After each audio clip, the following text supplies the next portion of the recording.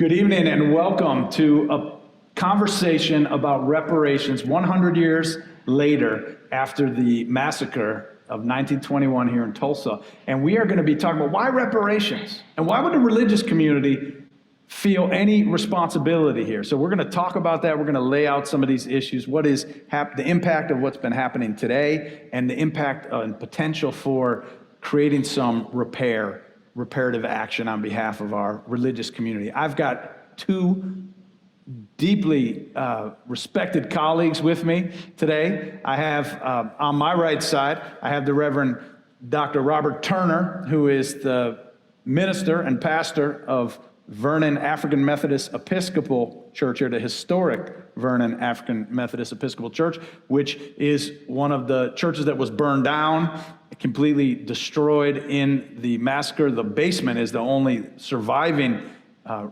edifice of the 1921 Greenwood. It's great to have you here. Welcome to you. And on my left side is Aliye Shimi, the executive director of Tulsa Metropolitan Ministry here in Tulsa, our interfaith organization, also a member of our Muslim community here in Tulsa, and we're just delighted to have both of you as we outline this conversation. So I think everybody has something that they want to start with. I want to begin with this quote. It's really a question of how do we address this deep wound in our collective past with the full knowledge that nothing we do will fully address it. So I just want to put that on the table as we begin. Nothing's going to fully address it, but that doesn't mean we don't try to address the wound. There's a deep wound that continues to fester and cause us lots of trouble. And we have an opportunity right now as we're exploring this 100-year history to make a difference. And Tulsa Metropolitan Ministry has a plan that they're working on, and there's other things happening in the community. So we want to talk about all of that tonight. And I want to begin and ask Reverend Dr. Turner, if you would please just say a few words about why reparations. You've been holding vigil on Wednesdays, every Wednesday, for a few years now, in front of City Hall, calling for reparations. So say a word about why you do that, why that's important, why this is a moral imperative. It is a moral imperative. First of all, thank you, Reverend Lavanhar, for having me in this beautiful, beautiful sanctuary and edifice, and to be alongside a great colleague and friend, Aliye Shimi, and leader in our community as well. And I always have to pay homage to the work of what you do in our community and the work of TMM in Tulsa, as far as being really one of the forerunners in this movement. And actually was able to give something, right? And so why I go out every week is simply because I was given instruction to by God. And that's, I don't mean to sound trite, but that is who gave me the inspiration to do it, because of the immorality that still plagues this city. And because God still loves this place, right? He loves us all, even in spite of our sin, but that is not an excuse to continue in it. And so part of what I do when I go out, and mind you, not represent any political organization, not sanctioned by any particular entity, but just sharing the fact of this city needs to recognize that she is the author. She is the perpetrator of the worst act of racial terror in American history, in the history of this nation, in the history of this state, because the massacre happened after statehood. So we're not talking about some territory of Oklahoma. We're not talking about, what happened. And we know of egregious acts that occurred to our indigenous brothers and sisters. That was in territory, Oklahoma. This happened in statehood. This happened while this area was under the jurisdiction of the United States of America. And so that's why it is the worst in American history. And nothing has been done. And also on top of that, the fact that we know that this has been a Bible Belt place. and people who claim to believe in God were perpetrators in the worst acts against God's children in American history. So I go from that spiritual lens and calling them to repair for the harm that they have done, and not for political reasons, because we know in the state legislature it has failed miserably, and not even just for legal reasons, because we know we've tried in the courtrooms, and I'm a part of a current lawsuit, but for moral reasons, right? Politics always asks, do I have enough votes? The courts always ask, is it legal? Morality simply asks, is it right? And can we admit, forget what the politicians say, forget what the courts, the judges say, is it right? And if that answer is yes, reparations is right, then we ought be a momentum. We ought make way for that to happen. Not waiting on a Democrat or Republican party, not waiting on a judge. We ought, as citizens, petition people who believe in faith and people who believe in no faith. Is it morally right to do? Was a wrong done in 1921? Whether or not it was 100 years ago is immaterial, because, as I stated earlier, there is no expiration date on morality. Was it wrong? Was it atoned for? Was it addressed? If you can answer yes, it was wrong, and you can answer no to the other following questions, was it addressed? Then reparations is upon us, because we are the citizens of this place now. And it is incumbent upon us to make right the wrongs that have been inflicted in this area. And I appreciate that. That is just a beautiful explanation and really important, putting the moral piece out there for us. And I love what you're saying. You're saying it is upon us. Do you hear that? And I want to make sure everybody listening hears it is upon us, the city of Tulsa. Because some people think, well, white people need to pay reparations. This isn't about white people paying reparations. It's about the city of Tulsa paying reparations for something that was done by agents of the state. There were over 300 sworn deputized white people who went into Greenwood and looted and wholesale destroyed the community on behalf of the government of the city of Tulsa. Okay, so I just want to make that really plain, that there were, when a deputy police officer kills somebody, and we've seen that happen, there's a big payout that happens afterward if it's done inappropriately, unjustly. And so this was 300 plus deputies working for the state, destroyed 35 blocks of properties and businesses and homes, and looted and harmed and killed people, and it's never been addressed by the city. So it's all of us. It doesn't matter what race you are, it doesn't matter what religion you are. Well, the call for reparations is something upon all of us, the city. So even your taxes, if it comes out of the city, even your taxes are going to go to support this effort, because the city has a debt.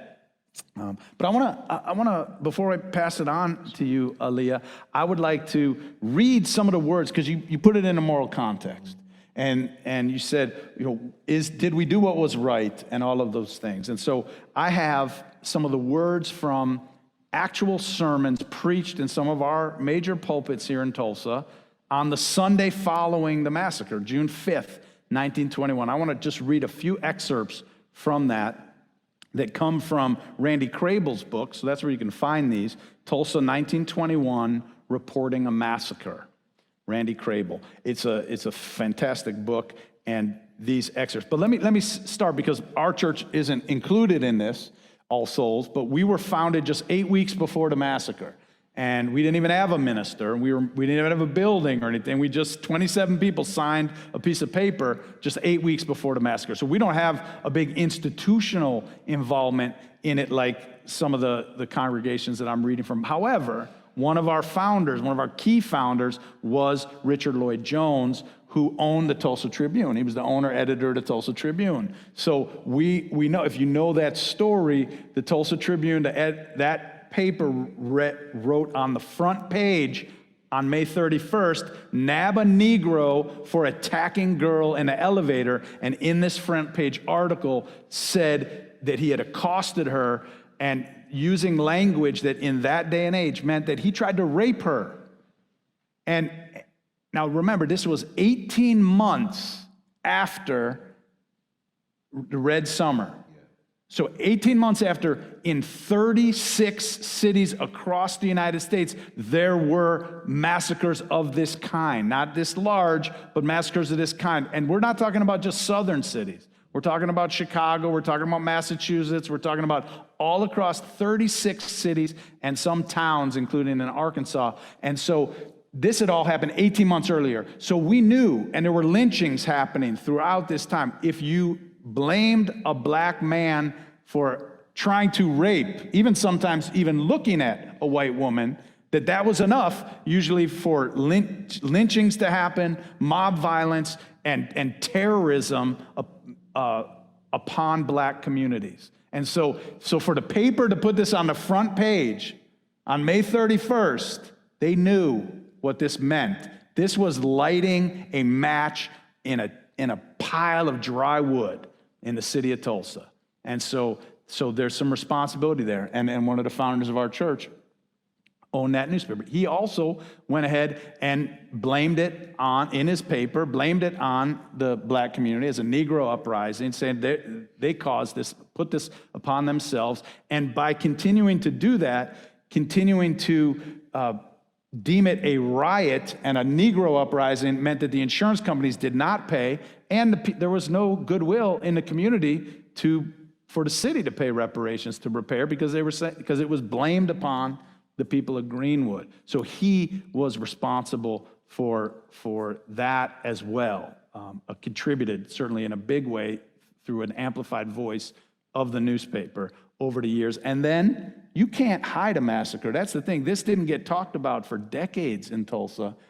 You can't blame the victims of a massacre and then hide it for decades without the complicity of the media. And so as one of the main media sources of the time, he was involved in that. So we take this very personally here at All Souls, knowing that we have that relationship with somebody who was deeply invested, involved in what happened. Other churches, here's some excerpts from some sermons from the bishop, the Methodist bishop of Oklahoma, Bishop E.D. Muzan, speaking at Boston Avenue Church. He said, it was the April visit of W.E.B. Du Bois, the most vicious Negro man in America, he said, had something to do with the riot. So he blamed the riot on W.E.B. Du Bois.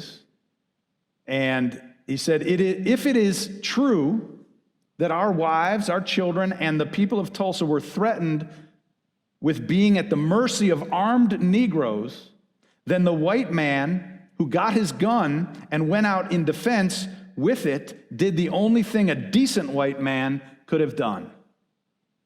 All right, there's a lot more, but I just want some extra. He did continue to say, there is one thing upon which I would like to make myself perfectly clear. That is racial equality. There never has been and never will be such a thing. It is divinely ordained. This is something that the Negroes should be told very plainly.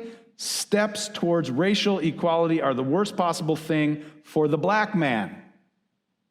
This is in the house of God.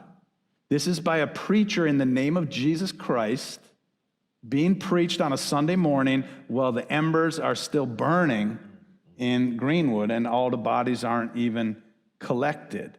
So I think we have to, the pastor of the church at the time, Reverend Burton, was not quite as vociferous in his words, but he had a lot to say too that will turn your stomach if you have a chance to read it. I'll go to the First Methodist Church next door. Reverend Abel wrote, what other nation in all human history has done as much as the white race has done for the race which but a brief half-century ago emerged from slavery?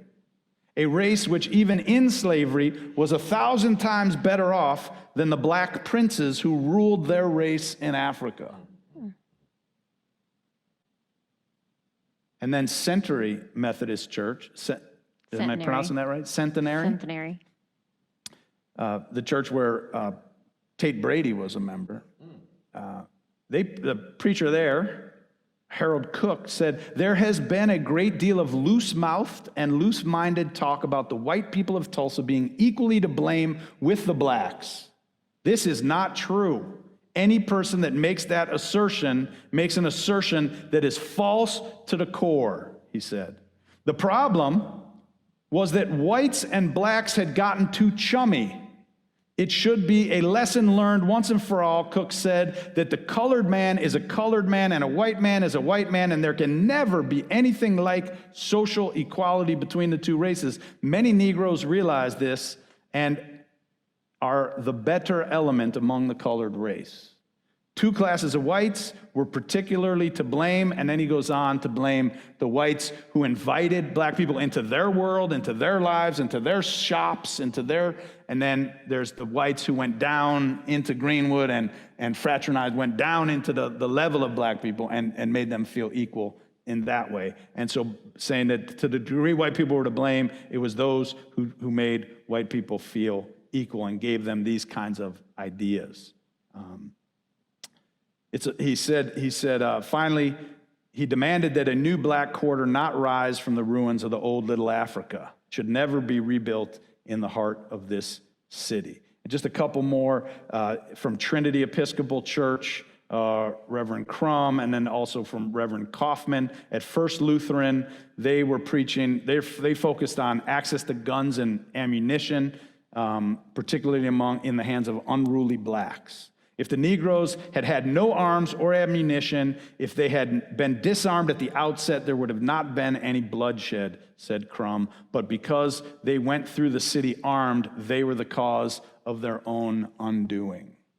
So again, these are the words from Lutheran, Episcopal, Methodist, other denominations the Sunday after. But this gives us a window into what the churches were preaching. And again, in the name of God, on a Sunday morning, and how they were using the Bible and using the church to reinforce inequality and discrimination and to blame the victims and survivors for what happened. There were real economic costs to this and that continue to this day. The fact that the city decided couldn't raise any real money for reparations to rebuild, and the fact that the insurance companies felt just fine now that it is being blamed by the preachers and the media on the people of Greenwood to not pay any of they'd been paying their premiums, but they didn't get paid back and didn't get any money to rebuild. So I'm saying that there's a moral imperative. The religious community has a stake in this.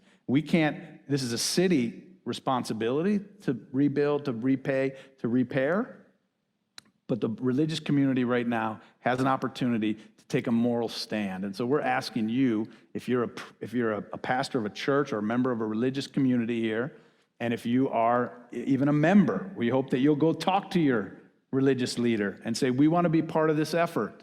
We're looking for 100 churches or religious institutions, not just churches, religious institutions in Tulsa to give $1,000. So it's not a huge amount of money, but it's 100 giving $1,000 on the 100th anniversary to raise $100,000 to be given to the survivors, the 3 that are left, and to be used. I'm going to let Aliye talk more about what it's going to be used for.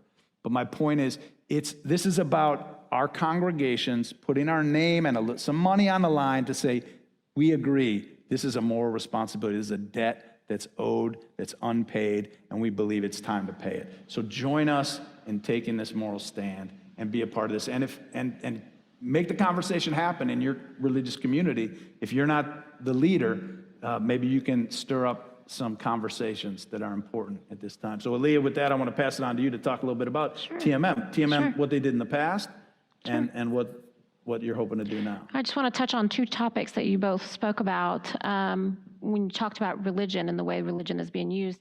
When we look at history, the way religion has been used to oppress people in history, right? Every time somebody's wanted to twist scripture to make might right. And so we need to look at that. And Reverend Turner mentioned that we're in the Bible Belt. Not only are we in the Bible Belt, we are the buckle of the Bible Belt, right?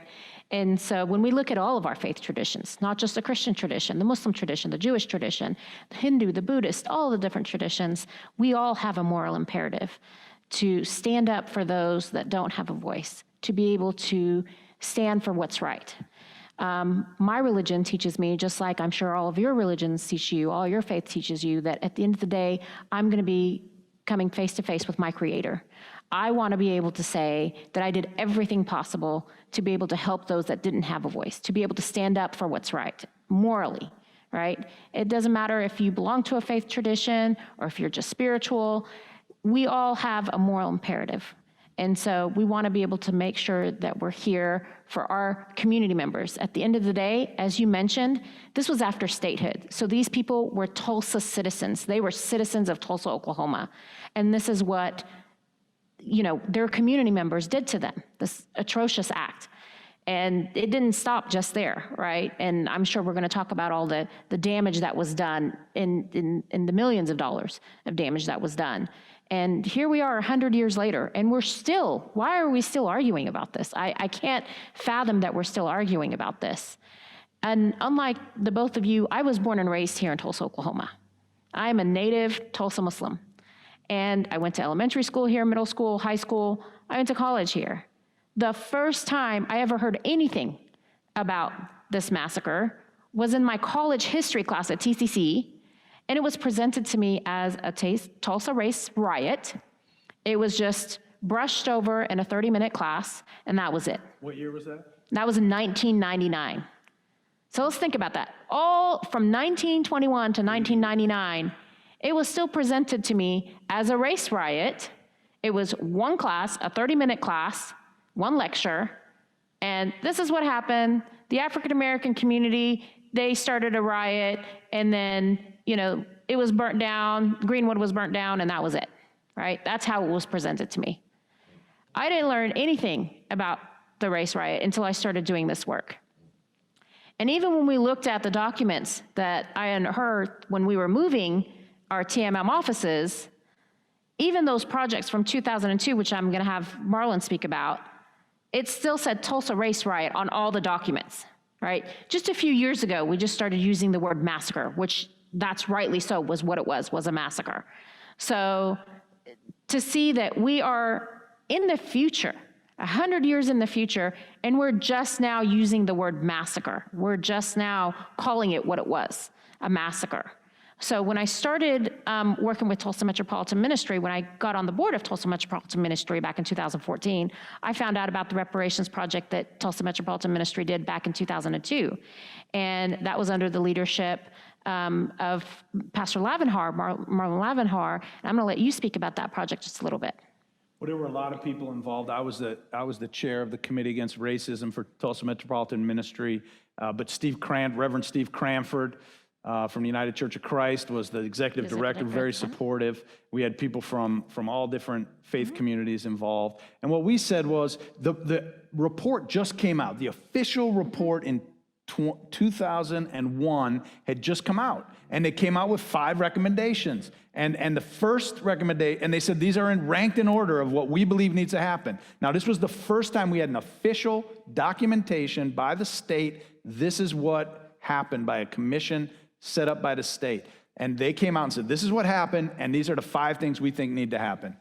And they said, direct payments to the survivors, number 1. First and foremost, if you do nothing else, do that. There were still over 150 alive. Then they said, and then to the descendants. And then it went on from there, and I know you know them all by heart, but my point is that those were the first 2. And so TMM said, well, the city's not doing anything, the business leaders aren't doing anything. Why don't we, again, take a moral position and say, we believe it needs to happen? And so we did, and we collected money. It wasn't a lot back then. I think we ended up, do you know what the total amount was? I know it was over 50. It was a little over 50. It's over 50-something thousand dollars. And I was able to bring all those documents that had, you know, the individuals, Right. the victims, and the descendants' names and the amounts that were paid. And We all of the tracked down information. all over. There was one, we sent a check to Paris, we sent a check, Yeah. checks to California, but we found all of them, 100 and, what'd you say, 170 or something? Approximately. Yeah. And so Julie Skye was somebody on the Committee Against Racism as well. She happens to be a member here, but she worked for a trust company and was able to help us manage the checks to make sure the money came in and came out. And we said, as soon as the money comes in, we send it out, so that we didn't want to hang on to it, and we sent it directly to them. So we sent 3 checks overall, again, in the hundreds of dollars to each one, so not very much. But we have some beautiful letters and responses who just said, it brought me to tears. I never thought 80-some years later that we would receive, that someone would acknowledge even that a wrong was done. And it was very powerful. It went on for a few years. Then the lawsuit came up. There was a big national lawsuit with a dream team of lawyers from Professor Ogletree and from Harvard and Johnny Cochran and others. They came in and they were suing on behalf of the survivors. And when that suit happened around 2004 and 5, it sort of dried up the TMM effort. People just started to say, hey, this is in the courts now. They're going to take care of it. And our thing kind of started to peter out at that point. So now we're reviving it. Well, it was symbolic back then, and it's symbolic again this time around. That's important. And so when I spoke with my board back in December, with the centennial coming up this year, we said, what can we do? Let's talk about what we can do. And so we wanted to keep with the theme of the 100. So we thought, let's reach out to at least 100 of our houses of our houses of faith in Tulsa. We would love to have more, of course, but at least 100. If they were able to donate $1,000 a piece, and we understand some can't do 1,000, and we understand that some can do more than 1,000. So we're hoping to raise at least $100,000. Again, the monetary funds are symbolic, right? Our bigger goal behind this is to get the local, the national, and international media attention, A, to be able to push for reparations, and B, more importantly, to be able to educate our public, right? And so just like myself, a Tulsan who back in 1999 found out it was a race riot and just recently found out it was a race massacre, and now being educated, I know there's tons of people in Tulsa who still need a lot of education and who welcome that education. And we really appreciate the commission who's going in and they're doing a lot of education, but our faith leaders are here. We have plenty of people in our faith community who are able to go in and have these conversations as well.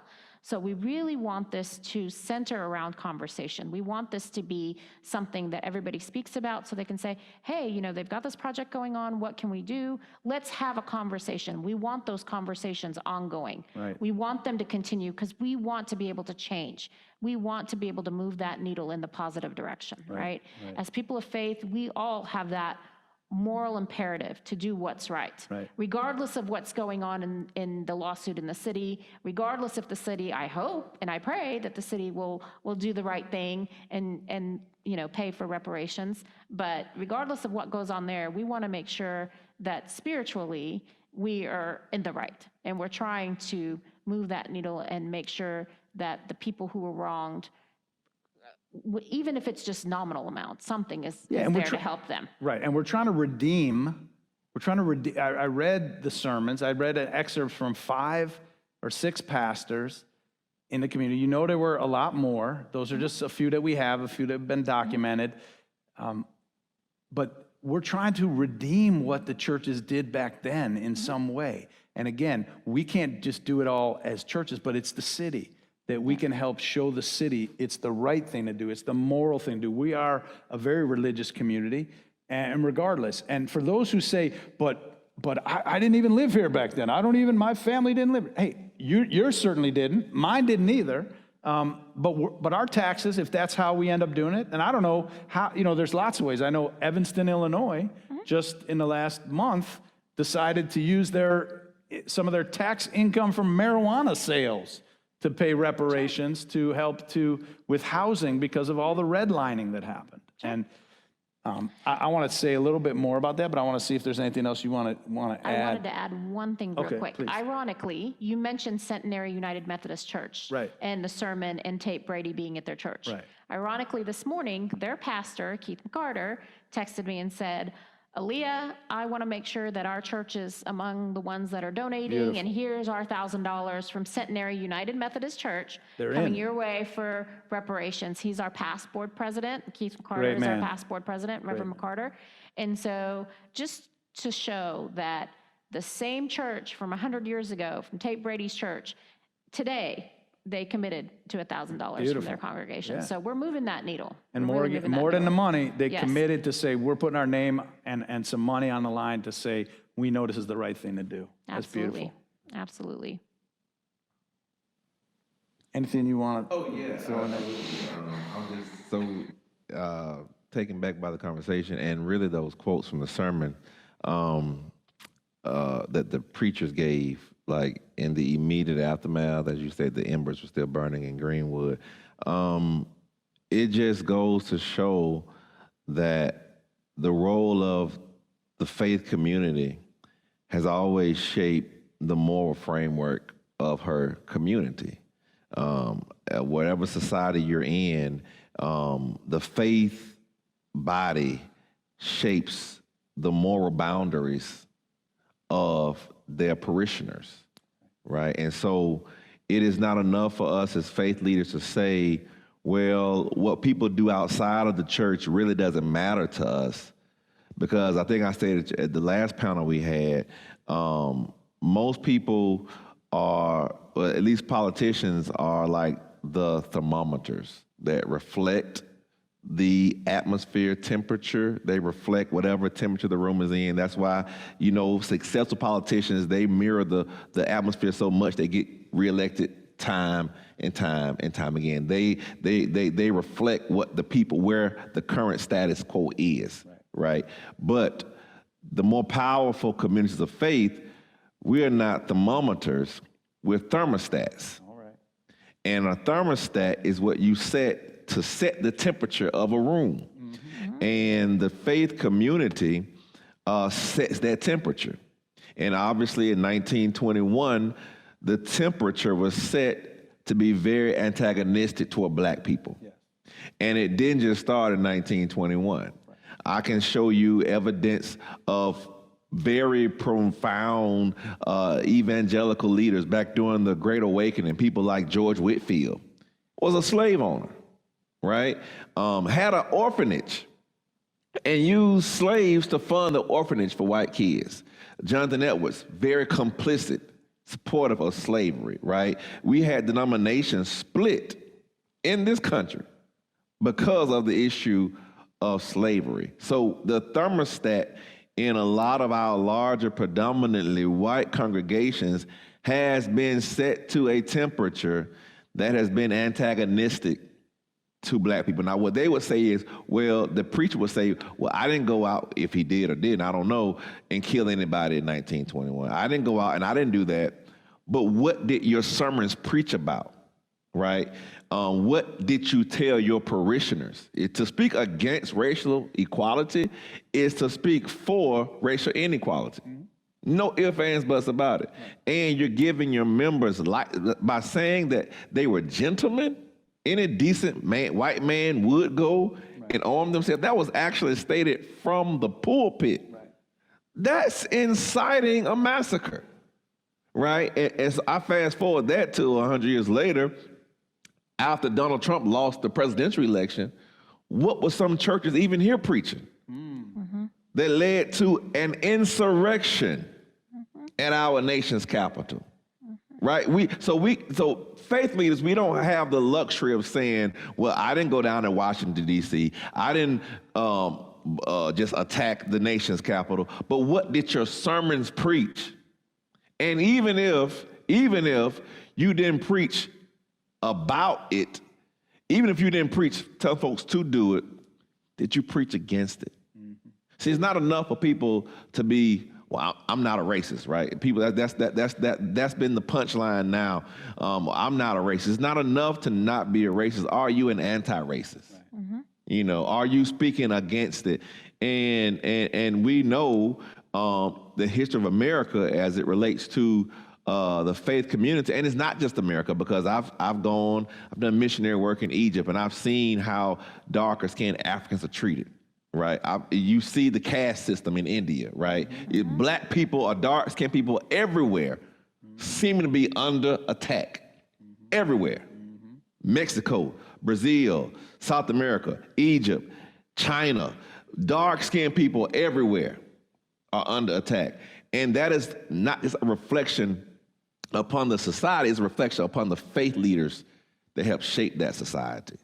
And we will be fooling ourselves to think that racism just stops at American shores. It's evident. We see it here, but it's all over this world. That's why one reason why we're having this prayer wall for racial healing being built, because it is something that really goes throughout the entire world. The need for that. Say a little more about it. Well, it is using the exterior wall of our basement of our church, and that survived the race massacre, as you stated. And we're hoping that it can be a place for people of all faiths, all backgrounds, to come and actually be a part of touching history. Very similar to, but not in the same scale, because the scale in Jerusalem is very large, but in a smaller scale, similar to the prayer wall or wailing wall in Jerusalem, right? And in fact, outside Jerusalem, it'd be one of the few prayer walls in the world, and the only one just for racial healing. And because it is something that grieves the heart of God to see his children not liking each other, or not even just not liking, hating each other for how he made them. As a parent, I have 2 boys. It would hurt my heart for one of my sons to dislike the other for just how they were born. Right. And so that's why this prayer wall for racial healing. And it'll be for all religions? All religions. That's, African Methodist Episcopal Church creating a prayer wall for people of all faiths to come and pray about this massacre. That's right. That's right. Wow. That's right. And it'll be a dedication for it on the 31st of May at 10 a.m. And we know that prayer works and helps, but we also need people to do something. So we're hoping that as people leave, they become more advocates for change, for justice, reparations, and peace. So we can really have racial healing. Right. Powerful.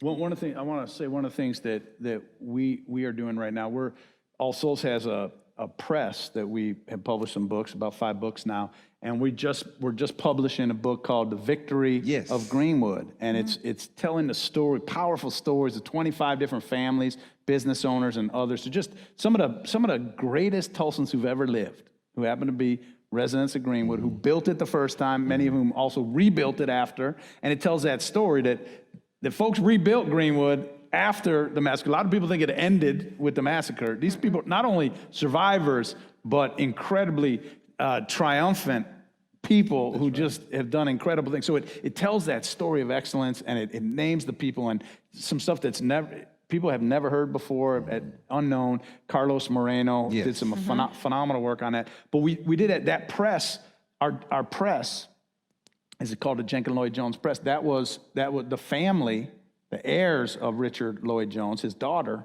actually gave the money to found that press. So when Carlos came with this idea, I said, we need to take the money, the Tribune used its press to denigrate the community of Greenwood, ultimately contributing to leading to the destruction of Greenwood. And I said, we have to use that press to tell a counter narrative, to begin to tell the real story, to begin to change that. And so that's just the first book.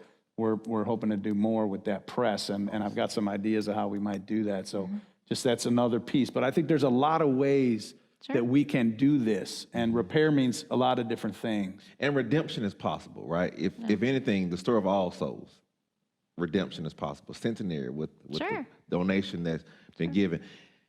And that's what I don't want Tulsans to lose hope on. Yeah. This story can never be made right, but redemption is still possible for our community. Beautiful. Right? Absolutely. It is up to us how this story ends. Right. It's not over with yet. Yeah. Tulsa, the city of Tulsa that watched Greenwood burn, the fire department that watched it burn to the ground, the police department that didn't arrest any person, the sheriff department that deputized the white mob.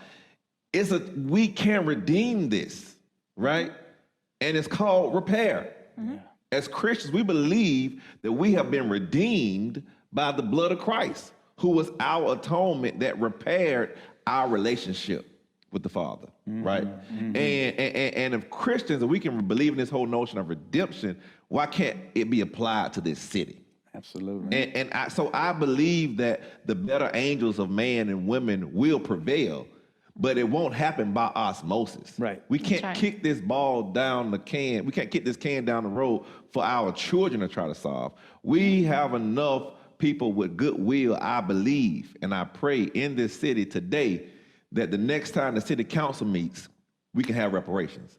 I believe we have enough people of goodwill in our community that want that. Absolutely. And I believe that our community is ready for that. And we've seen it in other places across the country. Right. Evanston, Illinois, now Asheville, North Carolina. Rosewood, Florida.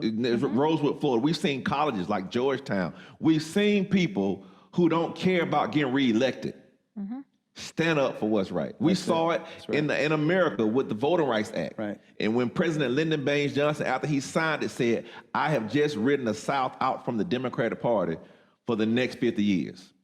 And by God, he's absolutely right. Because we have not had a U.S. Senator, except for recently in Georgia, with Raphael Warnock and Tom Ossoff, a Democratic senator from that state, period, elected. Right. And so we have to have people that are willing to put their own personal goals and ambitions aside.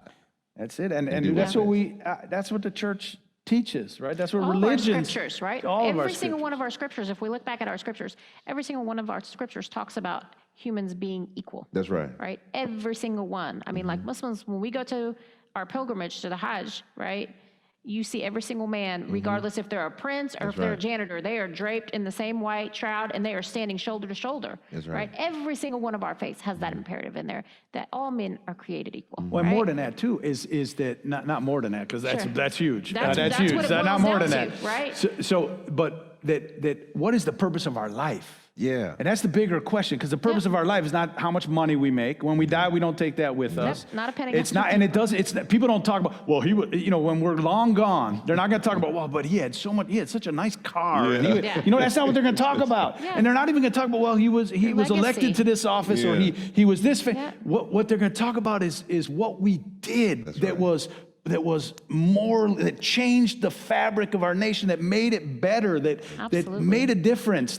That's talking about living with purpose. That's right. This is an opportunity for Tulsa to live with real purpose, and to do something historic, and to do something meaningful, and to heal. The healing that we do and the love that we give away, that's what we're remembered for. And that's what, when we're lying, I think when I'm lying on my deathbed and I'm looking at, and I'm like, what did I do with the one life I had? Did I do something that mattered? This is an opportunity that we can all do something that matters. We can, you and I, we right now could do something the whole world would see.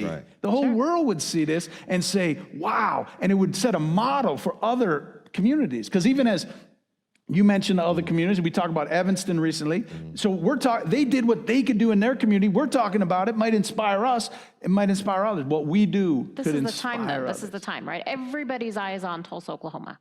Internationally, we have the eye on Tulsa, Oklahoma with our race massacre, right? Our centennial coming up. So this is the time for us to act. If we don't act any other time, this is the time for us to act. And I believe on top of that, that every person that's in elected office today, as Mordecai told Queen Esther, was put there for such a time as this. Yes. It's no accident that you are in Tulsa, that I'm in Tulsa, that you right now at this very moment. Yes. Absolutely. And the people who've been elected to office were placed there, right, for such a time as this. Beautiful. And we all one day will leave this earth.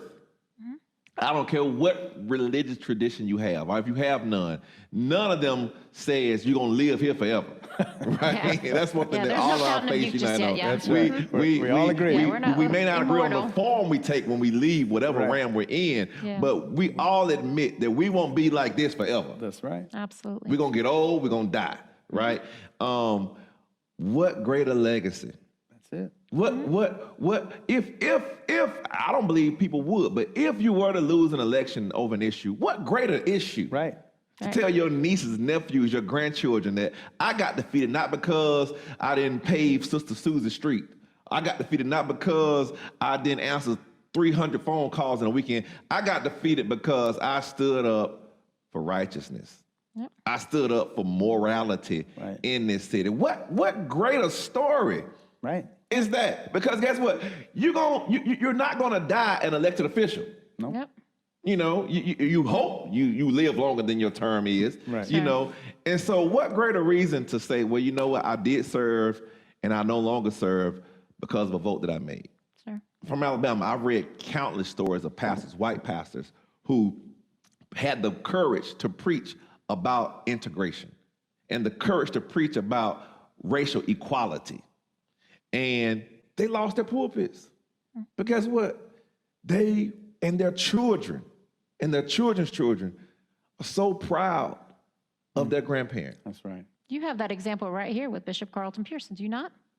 Well, I mean, with his, with Yeah, he him took- standing up for what was he right. stood up for what he right? believed. He ended For up what he losing believed his- in, and his he ended up congregation. losing his congregation over it, right? I mean, the history that we have in Tulsa is like none other. It is amazing. And so that's one of the reasons why this project is so important, because even though we're going to give 3 sizable gifts to our 3 remaining survivors, the bulk of the money, what we're hoping to do with the bulk of the money, is to be able to do micro grants to our Black-owned businesses in Greenwood and in the surrounding area, so that once they're able to be up and running and successful, they'll be able to pay it forward. We want this gift to be eternally, to pay it forward, continuously paying it forward, right? That's what we want it to do. And we want not only for us to be able to survive, but to thrive. We want our communities to thrive, right? And so, and we want to be a part of that. Every single one of us as a Tulsa member wants to be a part of that. Yeah, and we're not, and the other thing I always think too is, we're not doing this for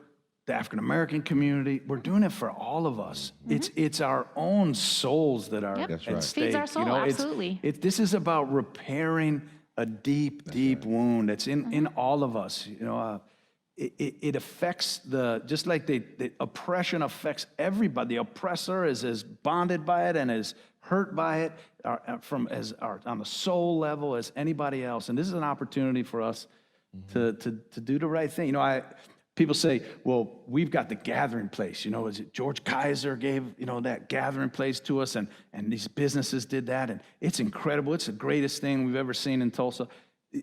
And you know, I wasn't really a part of that. I couldn't give to that. But this is something that we can all do, every one of us. And it's even greater than a gathering. Gathering place is great, but this is even greater than a gathering place. To actually heal, 100 years later, to be part of healing Tulsa in a profound way and sending a message to the world of what human beings are capable of doing, what religious people are capable of doing, what a community, a diverse community of people are capable of doing, making a wrong from the past, somehow working to make it right, knowing it's imperfect, knowing it's not fully addressed, but knowing that we are doing something significant to make a difference and to repay something that never got its due. Amen. Yeah. I know we've got some questions coming in on the chat, so let's jump in and take those. We've been talking for about 45 minutes, so. Sure. Thank you guys so much for this incredible dialogue. We have lots of questions coming in, so people are really leaning in.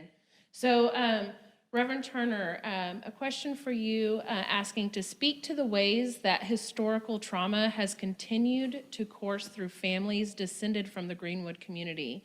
Are there initiatives, reparations, to build barriers preventing continued trauma and creating for children a fair and just world? Let me know if you want me to repeat that. Yeah, no, we have seen devastating trauma and the effects of it. And people handle trauma in 2 different ways, right? People immediately react and try to do something, or they just kind of cover it up. I liken it to an example with women who may have been raped, right? Some of them do go press charges immediately. Others of them take cold showers, throw away the dress, never want to talk about it again. We had both in Greenwood. You know, we had those who, in the immediate aftermath, people like B.C. Franklin and H.A. Guest, folks who filed lawsuit against the city. They were unsuccessful, but they at least were able to protect the land of Greenwood. And those others who spoke out, they turned out missing, right? They were either killed or run away from Tulsa. But the other side of how people handle trauma and how they've handled it in Greenwood is they just didn't talk about it, right? You know, because they were afraid for their life, because they saw nobody get arrested. So they just internalized it. It's almost like, being raped, right? But having to live and see your rapist every day. And because your rapist was never arrested, never even charged with a crime. So you kind of get intimidated into silence. And so what a lot of people have done for generations now is just they did not talk about it. I got several examples of members of our church who just did not talk about it up until the commission report, up until the lawsuit. And because it really just got cool to talk about or safe to talk about in the last 20-some years. And that shows you how palpable that trauma is, that it was paralyzing for grown men. Like these people who didn't talk about it were grandparents, and they still refuse to talk about it. So yes, for me, reparations is also inclusive of mental health. But one way you can increase people feeling safe in talking about it is in punishing the wrongdoers. We have, to this day, May the 10th, 2021, nearly a few weeks away from the centennial, we have never had an investigation to the worst race massacre in American history. Imagine your daughter or grandchild being raped or molested, and you go and report it, and the police never even opens up a file. How safe would you feel? How would that affect your mental health? How would that help you handle that trauma if the law enforcement that you pay taxes to every day never even investigated the rape or the molestation of your child? And so part of healing is seeing justice be done. And we've never seen that.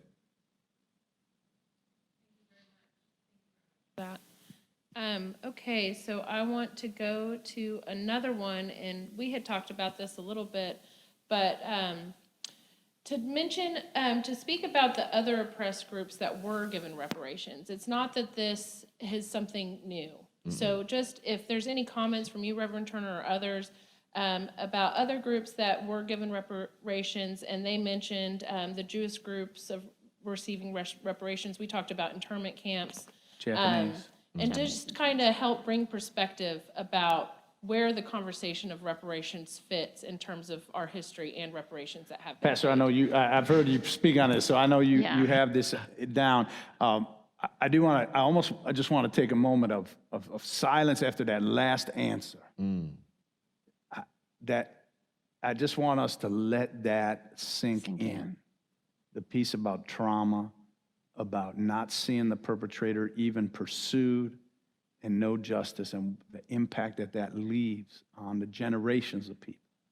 So I just don't want us to just slide by into another answer without fully taking that in. So thank you. Yeah, no, that's real, and that has unfortunately been the experience of Black people in this country. Churches who had crosses burnt in front of them, women who worked in jobs and were raped by their supervisors, and men who were their wages were stolen because they couldn't read or write, and they couldn't report it to anybody, right. And of course the 1921 Tulsa Race Massacre, and so that even hurts the current relationship today between African Americans and law enforcement. I mean, it really does, because that trust is not there, because they've never seen them historically speak up or be there when we actually needed them. So, but to answer that question, yes, there have been several cases of reparations in this country, some of which I agree with, some of which I don't. The cases I do agree with, I'll list first. After the World War, this country ignorantly put Japanese Americans in concentration camps, right? And under a Republican president, Ronald Reagan, 1988, 1989, and a Republican Congress, they passed reparations to give to Japanese Americans, where on average, Japanese American families received $20,000 per family, right? Another case I agree with, the reparations given to the Jewish Holocaust survivors, because what happened to them in Nazi Germany was atrocious. To put 5-6 million plus people in gas chambers and killed them and bulldoze over their bones was despicable, right? And I support the U.S. in helping pay that to Jewish Holocaust survivors. I think that this last group still doesn't get enough, but they got something. They've broken so many treaties with our indigenous brothers and sisters, it's ridiculous. But the last one that they have where they still were able to keep some land of what they had is something, right? It's not nearly enough, but it's something. But the other groups that I vehemently disagree with, we gave reparations to in this country. After slavery, this country, Abraham Lincoln, matter of fact, paid reparations to slave owners in states that did not rebel against the Union, like Maryland, right? Also, after slavery, after his assassination, they paid slave owners. They paid the Confederacy. I'm a graduate from the University of Alabama. They paid reparations to the University of Alabama because during the Civil War, it was a site to train Confederate soldiers. The United States Congress gave the University of Alabama hundreds of thousands of acres of land that they sold and got the money to rebuild their campus. We have paid reparations to slave owners, but not the slaves. We paid reparations to the Confederacy, folk who committed treason. In fact, in slaveholding in Confederate states like Alabama, the veterans who died and the veterans who lived, we paid the veterans till they died. And when they died, the widows got paid. And when the widows died, we set up in Alabama a Confederate memorial that's paid by taxpayer dollars. Meaning my daddy, who was born in Midway, Alabama, who was a descendant of slaves, had to pay for the widowers' living expenses and had to pay for a Confederate memorial that still stands in Alabama today. So talk about reparations. We've given it to everybody in this country, even folks that own slaves, even folks that fought against this country. They killed over 700,000 American soldiers. The Confederate Army killed over 700,000 American soldiers, and my taxpayer dollars go to pay for a memorial for them and pay for their widows and veterans. But now, when you have people that were killed by folk in Tulsa, descendants of those same slaves, people don't want to pay reparations to them. America does not have a problem with reparations. America has a problem paying reparations to black people.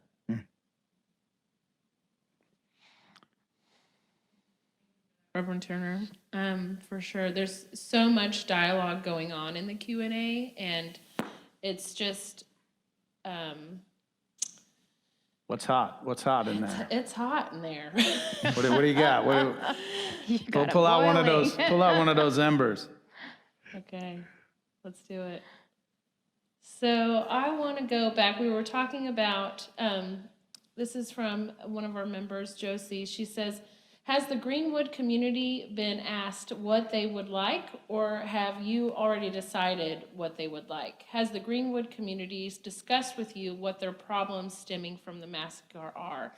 Yes. Me? Okay. Yeah. So for TMM. Yes, I believe so. So prior to taking on this project, and as we started thinking about this project, I wanted to make sure that it wasn't a white Muslim lady who decided where the money was going, right? And so I started having conversations with all of our leaders in our community. I reached out to Dr. Turner, I reached out to Hannibal Johnson, I started reaching out to our commission, I reached out to all of the community leaders. Reverend Jean Neal is our vice president, and she's the chair of our subcommittee for this. And Dr. Rodney Goss is also on our board. And so we're having conversations, and there's still ongoing conversations as to what we want the reparations to look like, and what we looking to see what are some of the ongoing efforts right now, and then where there's the gap, and we want to be able to fill the gap. So it's not us deciding where that money is going. A subcommittee and conversations of those leaders in the community are the individuals who are deciding where that money is And those going are to. African-American leaders. Yes. Just if you don't know who Yes, they are, sorry. those names. I apologize, yes, African-American leaders in the Morning community. Star Baptist Church and others. Yes, Morning Star Baptist Church, New Faith Baptist Church, John Hope Franklin Center, Vernon AME, and so on and so forth. So those are the individuals that we have been reaching out to and still having ongoing conversations. Great, thank you so much. Another question, speaking of churches and the interfaith communities, what role can the church play in the reparations movement, I would say in addition to this, and how can the church play a role in having the governor change his ways about the new HB 1775? We were just having the conversation before this program started. I'm going to toss that over to Marlin. Well, I mean, there are a lot of ways. I think different religious communities can do different things. I mean, we all can encourage our members to call the governor, to call our state legislator, to vote, all those kinds of things. So that's important in the legislative field. I think if you're a member of a congregation, you can try to push your leaders to participate and to take this seriously and to talk about it. We need to center the stories of African Americans in this community. We need to bring them into the center and start talking about them, and that's why I read those. I'm trying to read as much as I can about what's happening. That book, Victory of Greenwood, is a great source of incredible stories, and we need to find ways to connect more deeply with the communities across. If your community is not in Greenwood or not connected to an African American community, look for ways to connect and ask the question, what can we do? I mean, ask folks. It's not up to white folks to decide what's going to make a difference. It's about those who have suffered and survived, those folks to be able to say, this is what would help us feel satisfied that some healing has been done. That's one of the reasons why we're doing this project. Even though we're doing monetary reparations, that's just a small part of this, right? That's just symbolic. The bigger hope that we have is that we're able to spark these conversations and that we're able to have our leaders go into the communities that haven't had these conversations, that may be ignorant of the topic, who are able to go in and help educate them and start building those bridges, right? That's what we really want out of this project. The question about the 1775, which is a House bill, I know there's people from outside Oklahoma watching as well. It's a House bill that was passed, so we can't teach critical race theory, can't teach anything that's going to make somebody uncomfortable about their race or ethnicity. An interesting idea when it didn't seem like folks were too upset about when people of different races and ethnicities, black people and others, were being made to feel bad about their own history. But right now, the most simple answer that I have given to folks is this, that the governor himself said when he signed the bill, I'm signing this because I want to make it very clear that no race is superior to any other race. Now, what I want to say in response to that is, okay, I absolutely agree. And so, yet, in Oklahoma, and this is across the United States, white people of the white race, beat out every other race on all indicators of health and wealth and a number of all the other most important positive indicators. So, how is it? If there's not one superior to others, then how come one seems to be ahead? So I'll give you an example. I just found this statistic in my notes from Boston. The median net worth of a white person in Boston is $240,000. And the median net worth of an American-born black person is $8. Okay, so now if all races, if no race is superior to the other, how do you end up with the white race, people of the white race having $240,000 median net income, and the other race having $8? It means that the system was built that way. That's right. There's only two answers. Someone could say, well, the white race is just so much more superior that's what we call a racist view. And I know people hold that. Yeah. But if that's not your view, the only other view is that the system was created, and we know it. We know it from redlining and the way that we dealt with. We've got homes right here. There's a covenant in the homes right that abut our church that no black person can buy those homes, no Jewish person either, or black person black person can only be if there's a servant's quarters, could be there overnight. That's right. And that's it. It's still in there. It's unenforceable now, Yeah. but it's still in the covenants from all these homes. So you have all of those things for all those years. 18 different Jim Crow laws were passed in Oklahoma from the beginning, even before it was a state, all the way through. The 1957 was the last one, and they continued to live on until the 70s. Those were legal laws that discriminated against and held down African Americans and others that did not allow for the building of wealth and all those things, meaning that the system was built this way. And that's why we have such inequality. So that's why we have to be able to teach that history. But if we teach that, now we can't teach that history in Oklahoma because House Bill 1775 says, well, if you teach that, you're going to make people feel bad about their history. So does that mean they're not going to teach about the Trail of Tears and everything that happened there? Are they not going to teach about the Holocaust? I mean, are we just going to erase all of history? Is that what they're wanting us to do? It's just absolutely ridiculous. I don't even think it's constitutional. I think it's just a clear ludicrous. pandering to a base that they think wants this. But there's been an anti-black attitude and legislation and systems being put in place by this government of Oklahoma from the time it started as a state. Bill number 1, the first bill of this state was a Jim Crow law. That's right. And then there were over a dozen more after that. This is anti-black legislation, laws, legal, systemic discrimination that has gone on and on and on and on for many decades.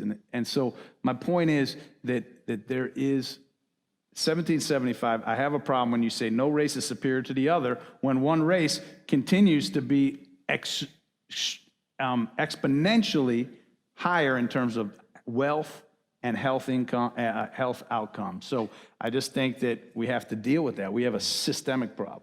Yeah, and I was going to add that, because people say all the time, well, that was just in the past. We don't have Jim Crow anymore.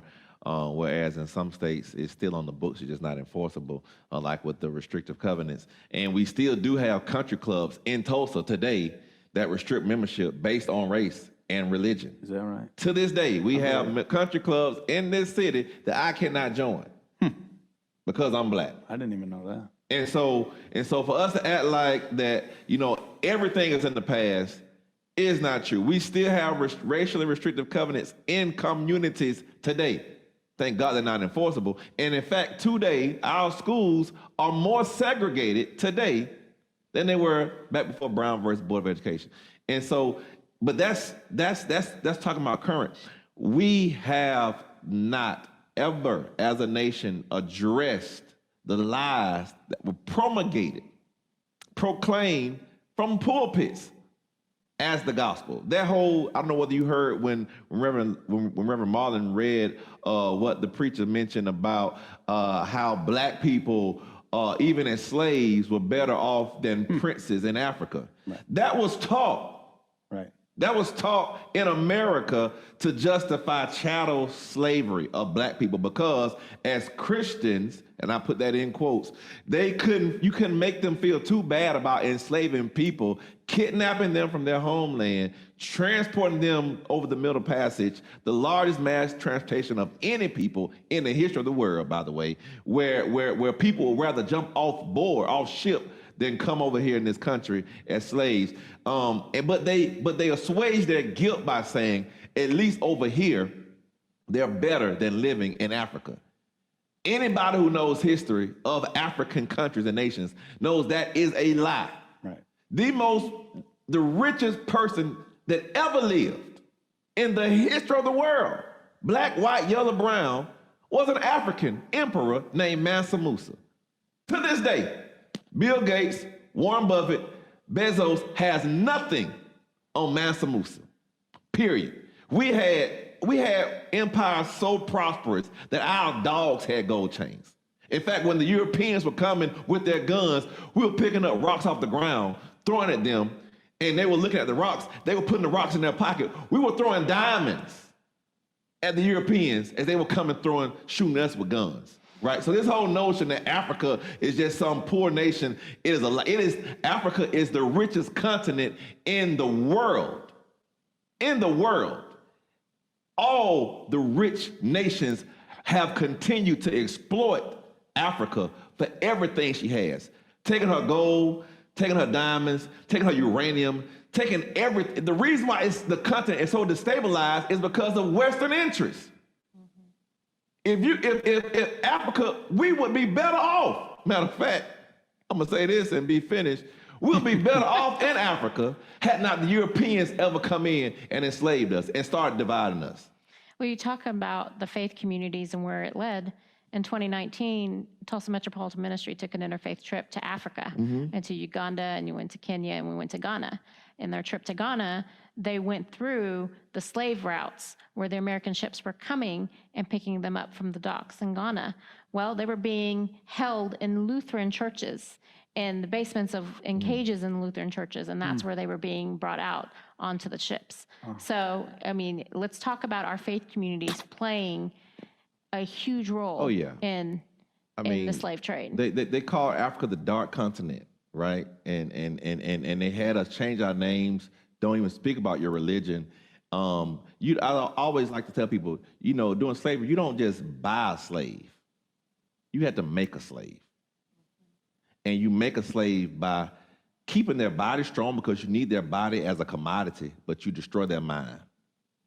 And in part of destroying our mind, they destroyed the soul of America because you taught racial hierarchy, you taught white supremacy, because in order to put black people down, you had to lift white people up.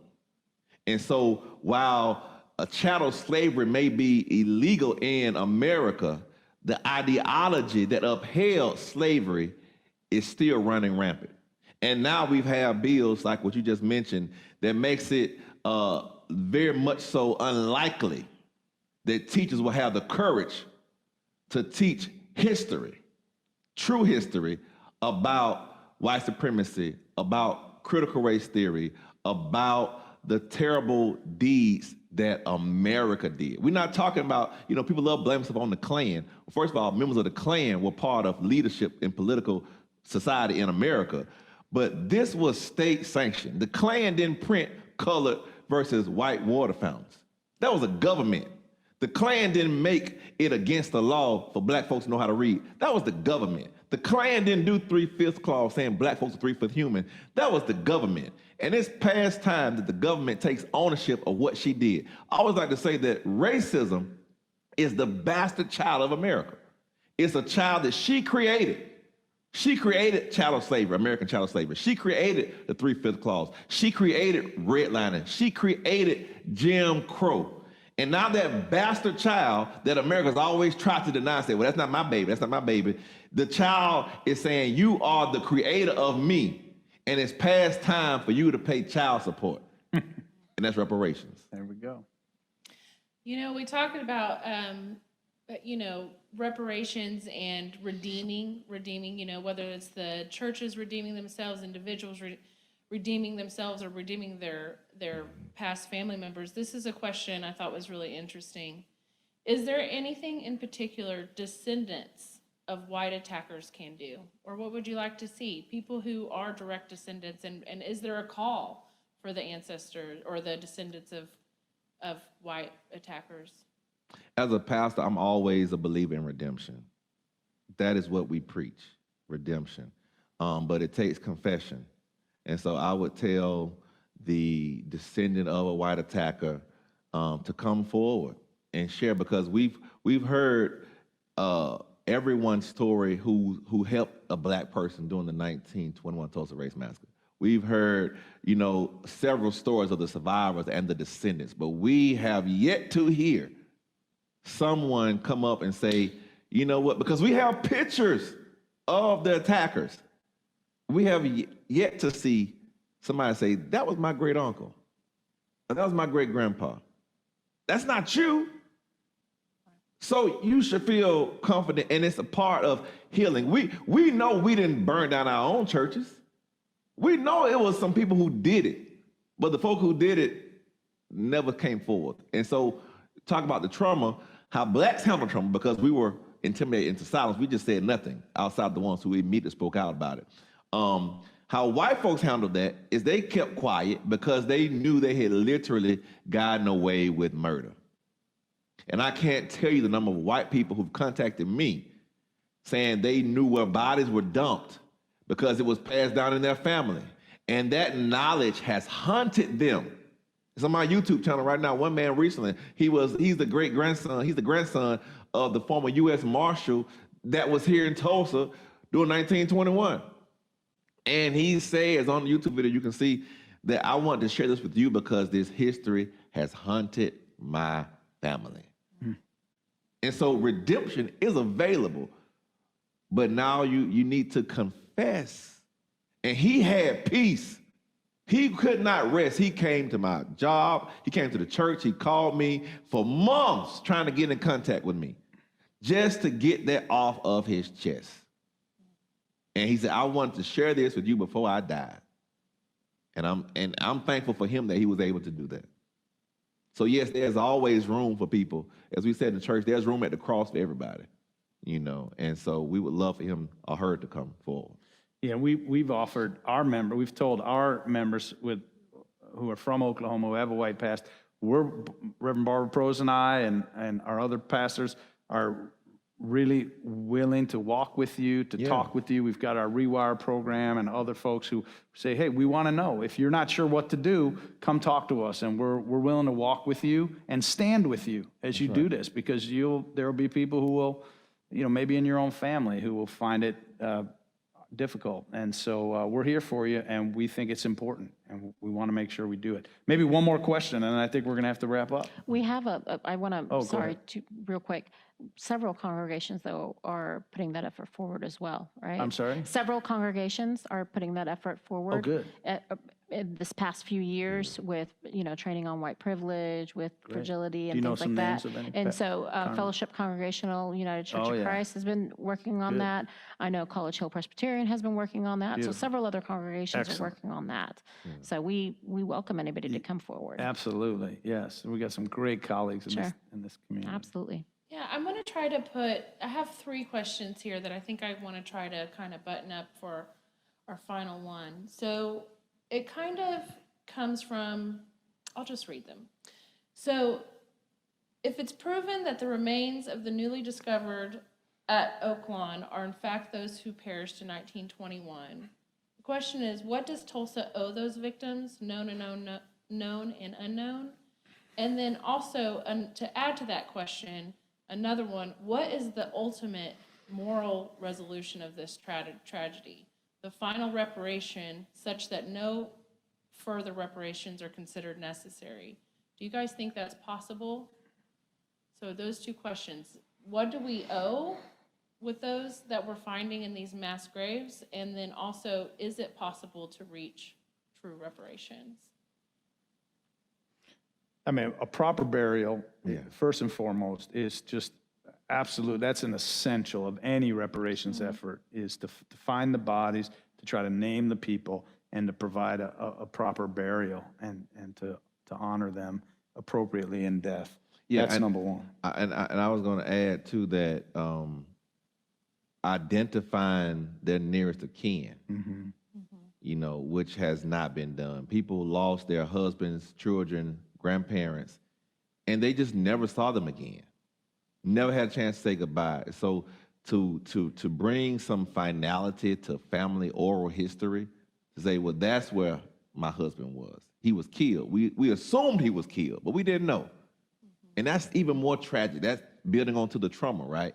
So identifying nearest of kin to see and allow them to have a decision, even though it's 100 years late, to have a decision on what to do with their loved one. And I think the question was, is total reparations possible? Right. 100 years later, I would like to see us try all we can. before I can even answer that conclusively, I would like for us to give everything we can to make sure we're doing as much as we can. And then we can see whether or not, okay, that's finally it. Because one thing I've learned about in America, and especially when you're talking about political things, you almost go in knowing you won't get everything you ask for. And so I would be remiss if I spoke for people who either were killed or run away from town or lost their businesses. Let's let them decide once they see what is offered, right? But I think it is incumbent upon us to at least make the offer, right? As a child, if I did something to my sisters at home, my mom would make sure I tried to make it right. And my mom would come back and make sure if I didn't do everything I was supposed to do to make it right, she would make me do the rest, but at least make the offer. And Tulsa has never even made the offer. They never even recognized the dignity of the humanity of the folk that they killed and destroyed their entire community. So I would like to see this city make the effort, even though it's 100 years late, to make the effort. And I believe that we have people positioned right now to do that. And thank you. And I'd like to add that we all have children, and when one thing, you go to the child who's been hurt and say, are you okay? He apologized or he did whatever. Are you okay? But it's the satisfaction of those who've been wronged. And that's when we'll know that we've done enough. When folks say, when the folks who are receiving on the receiving end feel that there's satisfaction. And what I hear in the question is a possible sort of pessimistic idea, like we'll never be able to do enough, so we shouldn't do anything. And I want to make sure that that's not where we end, this evening, because truly, as I said before, I believe our liberation is all tied up together. And so it's the wholeness of our soul. Each of us are all tied up together. And so as we do the right thing, I feel, even if I'm not receiving the reparation, I feel something powerful happening within me that I'm part of doing the right thing. And so I think there's healing for everybody to happen in the act. And the question of, will it ever be final? Hopefully we would get to a point where folks will be able to say, there may be outliers, but the general consensus that, hey, we did something, and we did something historic, we did something real, we did something with our lives, with the time we had here. It was doable, and we made it happen, and I think we'll all feel better about it, and there will be some true justice. And we have the policy that's before us is if it's worthy. And I believe anybody with a conscience can say it is worthy to be done. The principle is where we get caught up on sometime, and if we should do it. We have the policy in the Race Ride Commission report. They call it Race Ride. Those 5 examples, that's policy. We know that, and the survivors were here during that time, 150 of them, right? Were here during that time. They signed off on that. Nobody has done anything on that. And so do we have the principle? Do we agree that this is needed? And I think anybody with goodwill has to say yes. The policy is given. Principle is where we have to struggle with the will. And do we have the will to finally act on our principles, on our moral constitution? And I pray we do, and I hope that it's soon. It would be great if it was done by the centennial. But we will have to wait for those who are in power to do. But what we're asking is for the faith community to speak up and use their voice. The faith community don't have to wait for a city council or a state legislator or a governor. The faith community can speak tomorrow and say, we stand behind this. So we hope that they do stand behind what TMM is doing, and on a larger level, encourage their parishioners to speak up and speak out for reparations now. Thank you. And Aliye, how can churches or parishioners get involved with TMM's effort? They can go to www.tumm.org. They can click the donate button, and they can denote they want to donate it for the reparations project, and whatever amount that they want to donate, or they can call Tulsa Metropolitan Ministry. They can go on our website, get all of our contact information. They can contact me directly, 918-595-1417. I would love to have a conversation with anybody. And these gentlemen right here are also on that subcommittee who will be having those conversations. So they can reach out to Marlin, they can reach out to Dr. Turner, and we'd love to have, we welcome everybody to be a part of this project. It is just such an honor to be with both of you. I Absolutely. have just the We thank utmost you. respect for what you do in our community. You honor us by being here tonight. I want to thank everybody who tuned in and stuck it out to have this really important, potentially very consequential conversation this evening, and I hope we'll continue it. You'll continue it in your community, in your family, in your world, because let's be a part of something good in this world. There's a lot happening that is not so good, and there's a lot of things that are beating us down. Let's be part of something good, a collective effort on behalf of a city 100 years later to do the right thing. Hey, it's great to put up museums. It's great to have events. All that stuff is great. I wouldn't put down anybody's efforts to try to make a difference. But there's a lot of things going on to try to make our city just kind of look good in the light of everything. A lot of kind of efforts that are, everybody's smiling and shaking hands. But we're talking about doing something truly morally significant and having a true economic impact on those who for 100 years have been waiting.